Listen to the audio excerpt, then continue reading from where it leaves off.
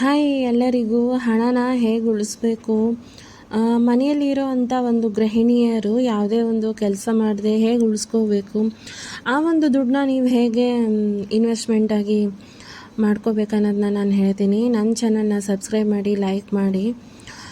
ಅಂದರೆ ತರಕಾರಿನಲ್ಲಿ ನಾವು ಹಣನ ಉಳಿಸ್ಬೋದು. ಒಂದು ವಾರಕ್ಕೆ ನಿಮಗೆ ಎಷ್ಟು ತರಕಾರಿ ಬೇಕಂತ ಲಿಸ್ಟ್ ಮಾಡಿಕೊಂಡು, ಫಾರ್ ಎಕ್ಸಾಂಪಲ್ ಒಂದು 1200ನ ನೀವು ಖರ್ಚು ಮಾಡ್ತಾ ಇರ್ತೀರಾ, ಒಂದು ತಿಂಗಳಿಗೆ ಇದು 1200 ಖರ್ಚು ಮಾಡುವಾಗ ನೀವು 800 ಅಷ್ಟು ತರಕಾರಿನ ಯೂಸ್ ಮಾಡಿಕೊಂಡು ಇನ್ನು 400 ತೆಗೆದಿಡಿ. ಹಾಗೆ ಒಂದು ರೈಸ್ ಬ್ಯಾಗ್ ತೊಗೋತಿರಲ್ಲ, ಅದರಲ್ಲಿ ಎವ್ರಿ ಮಂತ್ ಒಂದು 5 kg ರೈಸ್ನ ತೆಗೆದುಬಿಟ್ಟು, ರೈಸ್ ಆಗೋಯ್ತು ಸೊ ರೈಸ್ ತರಬೇಕು ಅಂತ ದುಡ್ಡು ಕೇಳಿ, ಸೊ ಆ ಒಂದು